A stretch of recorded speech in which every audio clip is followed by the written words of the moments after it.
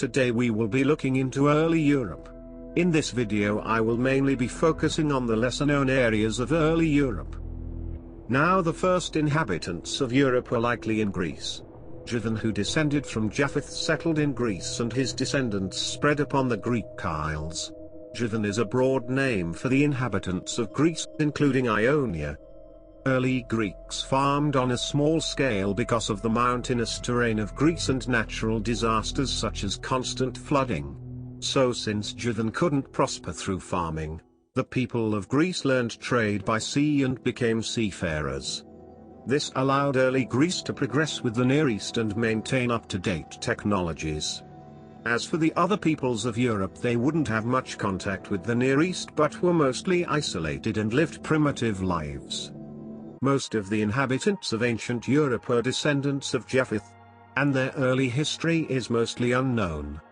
We do know that many ancient Europeans were hunter-gatherers, and modern archaeology points out that they were more violent than was previously thought. They made weapons of stone at first and later of flint. They hunted mammoths by spear and drove them off of cliffs. They also hunted reindeer and later horse.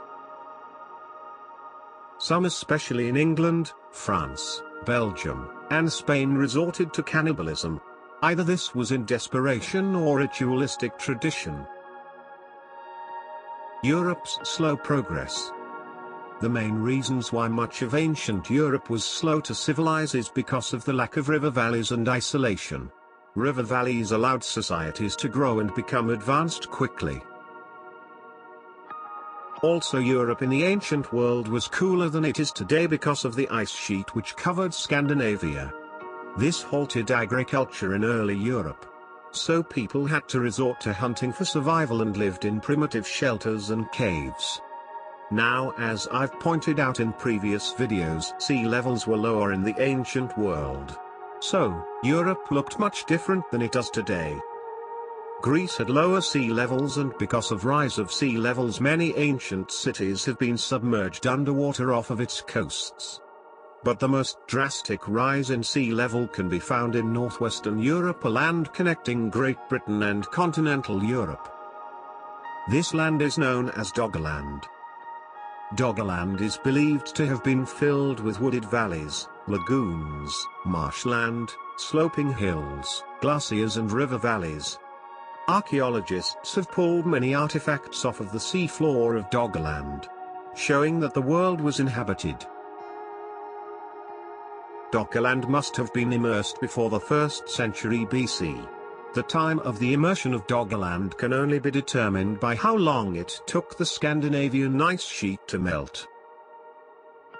Doggerland's fate is that much of it gradually sunk as the ice sheet of Scandinavia melted. And scientists believe that the last parts of Doggerland to be submerged underwater were hit by a great tsunami which violently tore at its coasts and submerged it in a single day. This period is known as the Stone Age, which began 3.4 million years ago and ended 8,700 to 2,000 years ago, according to mainstream history. But this actually occurred anywhere from 4,500 to 3,000 years ago. Stone Age is a broad term in mainstream history. But this term doesn't describe the entirety of the early post-flood world. As you may know, Near Eastern civilizations were much more advanced. Bronze Age Europe.